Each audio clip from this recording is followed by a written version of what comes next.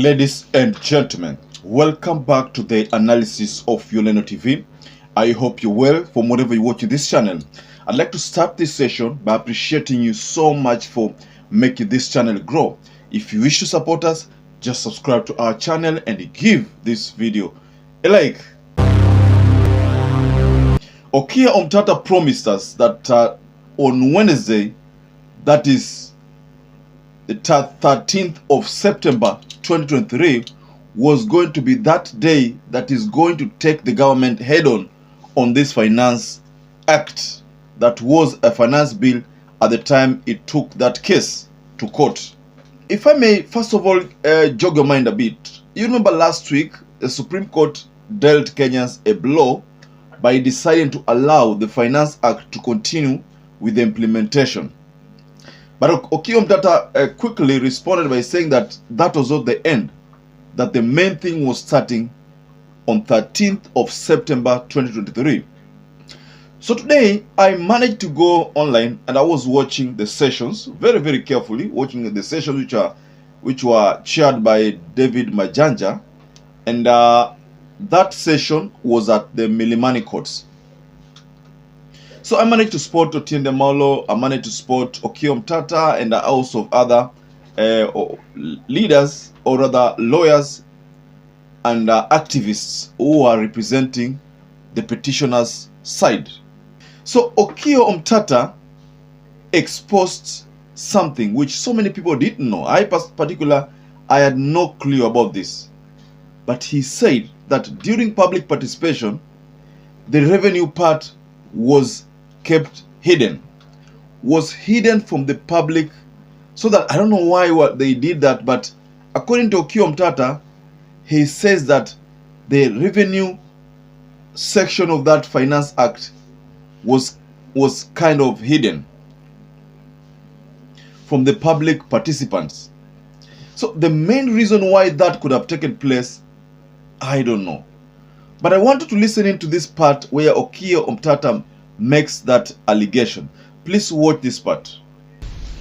Because, my lords, as you know, that the government basically has one policy document. If it's not in the budget, it doesn't exist.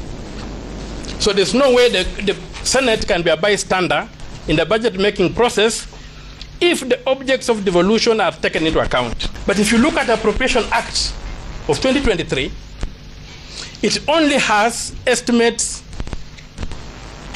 of expenditure. There are no estimates of revenue. Then you go back and you are told under Article 220, Clause 1, Paragraph A, that the budget has two components. It has got revenue and it has expenditure. So if the Appropriations Act only has expenditure, where are the revenues in law? Why are there no revenues in law? And what happened to the revenue, the document titled Revenue Estimates of Revenues, although it was not in the format that the law prescribes, what happened to that document? Why was it hidden from the public? Why was it not subjected to public participation? And under Article 221, there's a clear requirement in Clause 3 and Clause 4 and 5 that the National Assembly will consider both of the estimates and both will be subjected to public participation. If you read the report of the committee, the estimates of revenue disappeared. And I will explain why later that has been done. So, my lord, the absence of the revenue estimate makes the budget incomplete.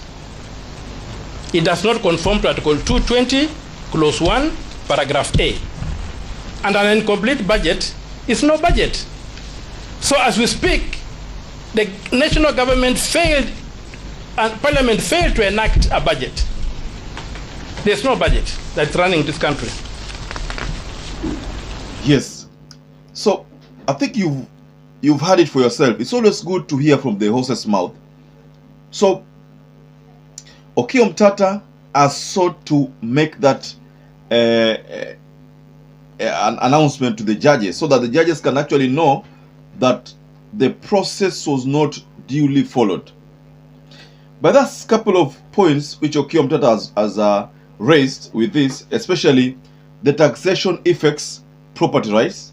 I mean, especially the taxation part where it talks about taxation affecting property rights. OMTATA also said that the procedure for making the budget was not followed and that the Senate was not kept in the know on this issue. So that is to say that it is only the National Assembly which participated majorly in this matter of budgetary, or rather the Finance Bill and the Finance Act. So OMTATA also said something here, which is good if I share with you. He said that why is it that the government is going to take all the money and then send to one side of the country? This is so important to also note, because what he's literally trying to say is that there is unfair distribution of revenue throughout the country. That is, I think this is trying to mean what Gachagua keeps saying, that if you did not vote for UDA or Kenya Kwanza, then you're not a shareholder, and that if you didn't do that, then you're not supposed to ask for development. So OMTATA says that it's pointless to tax people, overtax people, and then you're taking all this money to probably Mount Kenya and Rift Valley only, but then coast, unasahau coast, then unasahau eastern, unasahau Nyanza, unasahau Bungo, unasahau western. You only focus on Rift Valley and Mount Kenya. So I think I agree with OMTATA there when he talks about it. Another point which I'd mentioned is talking about revenue documents were hidden from the public during public participation. So absence of revenue estimate documents makes the budget document incomplete.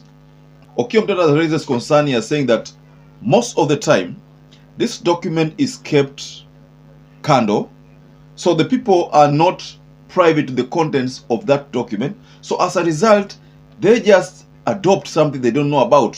If that is the case with what happened during public participation, then OMTATA could be right. So he also goes further to mention something that is also very crucial, and this is very important for people to also note. He talks about serious cases of budgeted corruption. Serious cases of budgeted corruption. What does that mean? OMTATA says in regards to that statement, or that point, that domestic debts have been increased and then roped into that budget, and he says that those ones are supposed to be removed to ease the burdens on Kenyans. Again, OMTATA makes another point that is also good to note. You know, there was a time Jimmy Wanjigi said that ile deni ambao anasema Kenya nadaiwa sio ukweli, that hiyo deni has been inflated. So I think if I borrow Jimmy Wanjigi's statement that day, I remember when he was in Spice FM, that's when he made those allegations. So if I can borrow Jimmy Wanjigi's words and then borrow OMTATA's words, then I'll comfortably say that maybe OMTATA is trying to address a point, a very important point that people need to also note, that the debts which have been put on the budget zimeongezwa, so and that has as a result made the old budget due, and this is making Kenyans suffer the most, because now you're being forced to pay more on taxation so that you can meet this budget. So I think OMTATA has simply answered a question that Jimmy Wanjigi posted to the public sometimes back there. But again, we cannot talk much about that because this matter is in the court, and because it's in the court, hatuwezi ongelea sana. So he also goes further to point something here, that he says that housing levy has been applied in a blanket manner. OMTATA talks about that. He goes further to plead that a river does not flow higher than its source. A river does not flow higher than its source. What do you understand by that statement from OMTATA? A river does not flow higher than its source. Okay. I want to leave that as a challenge to you, ladies and gentlemen. You can tell me below the comment section what you understand by that statement, the final statement that OMTATA issued when he was concluding his submission. the river does not flow higher than its source. Kindly just tell us what you understand by that statement below the comment section. But also, I like to wind up there. It's not good to talk much about this thing that is in court, because it's not allowed by law. So that's why I just wanted to just highlight certain points which OMTATA mentioned, which to me appear as if they make a lot of sense. So I like to wind up there. But until you catch up again, I'd like to urge you, if you're a first-time viewer or a regular viewer who wasn't subscribed to this channel, to please consider subscribing to YOLENO TV. Give this video a like, and don't forget to hit the notification bell. It's so important. And for those people who've supported this channel, I want to tell you here that I'm forever grateful for that support. Without you, this channel cannot grow. So until you catch up again, please stay safe and stay blessed.